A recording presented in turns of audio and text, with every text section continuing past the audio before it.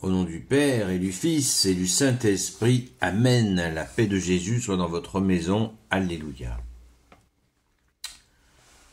Nous lisons le Saint-Évangile chapitre 9, versets 30 à 37. Que ta parole, ô Jésus, rentre dans mon esprit, que ma bouche proclame ta parole et que mon cœur l'accueille.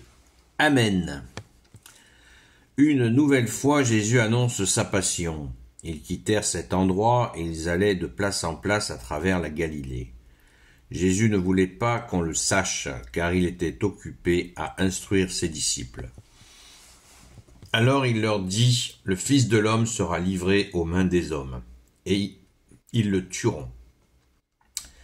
Et 3 jours après, il ressuscitera. » Eux ne comprenaient pas cet avertissement, et ils avaient peur de lui, en demander davantage.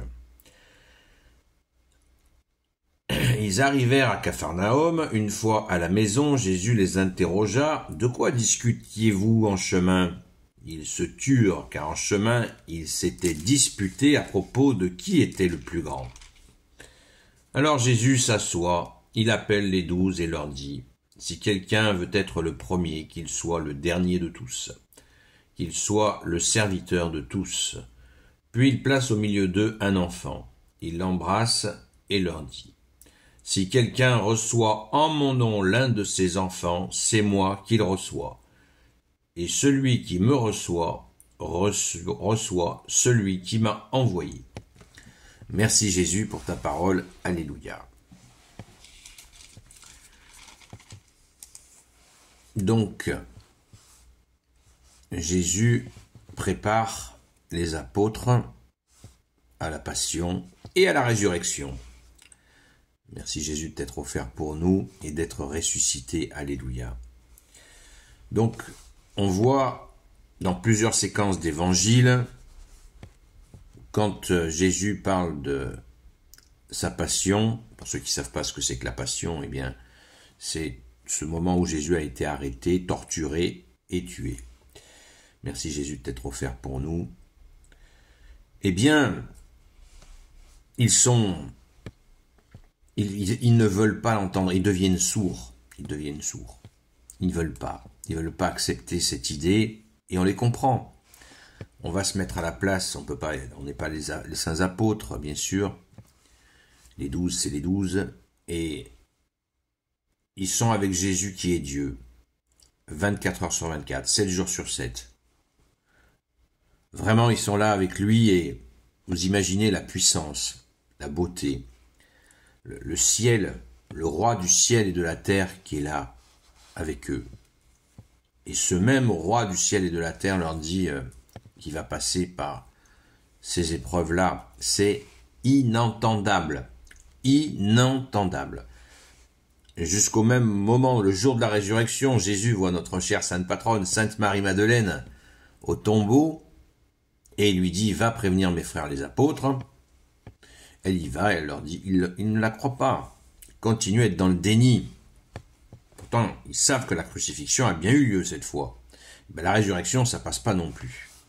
Voilà. C'est énorme.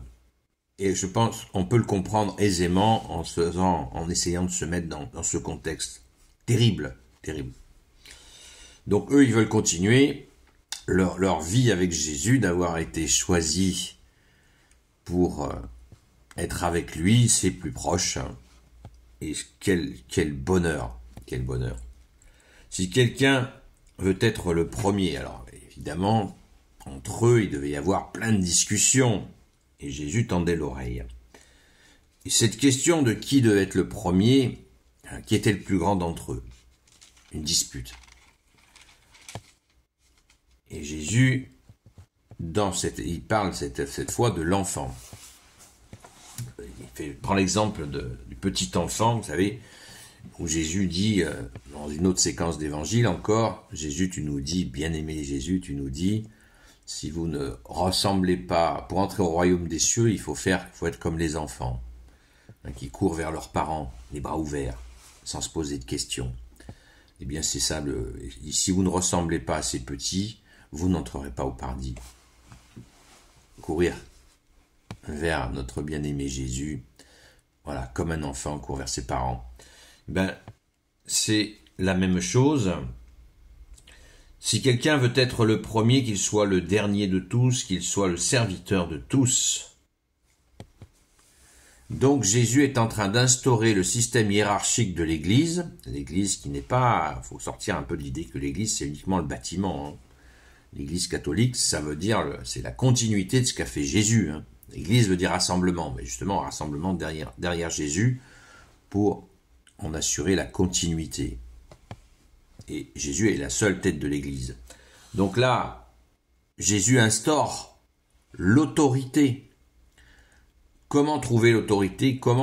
Qu'est-ce qui va régner comme autorité dans l'Église? Bien, l'autorité suprême, bien sûr, c'est Jésus lui-même.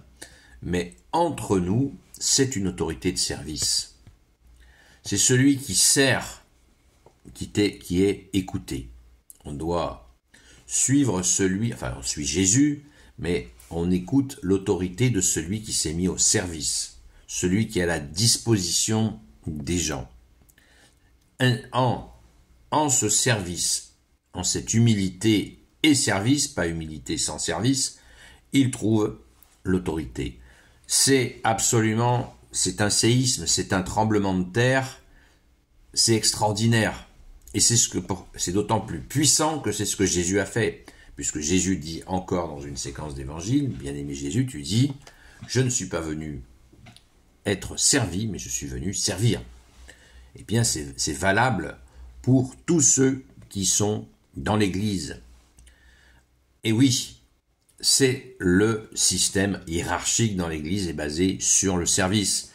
Et on le voit à l'heure actuelle avec ce climat politique complètement pourri, corrompu.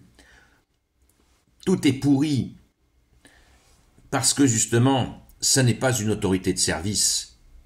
Alléluia, Jésus a instauré cette autorité de service extraordinaire. Loué sois-tu, Jésus, roi de gloire, Dieu de nos vies. Alléluia. Gloire soit au Père et au Fils et au Saint-Esprit, maintenant et toujours et pour l'éternité. Amen. Ô Jésus, toi qui peux tout et qui portes tout, toi le Sauveur, toi l'Emmanuel, je te confie toutes celles et ceux qui regarderont cette vidéo ainsi que leurs proches selon ta seule volonté, ô Jésus.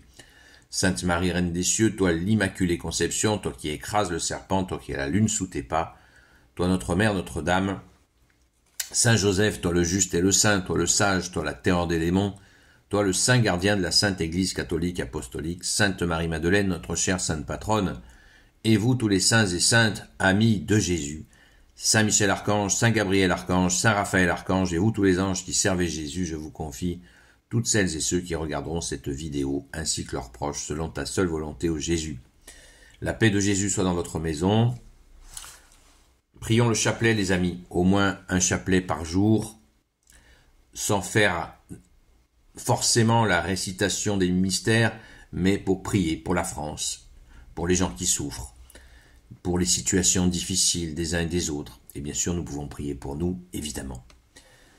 Je vous donne rendez-vous ce soir à la grâce de Jésus à 20h, de 20h à 22h sur la chaîne Seul Jésus Sauve sur TikTok. À très vite!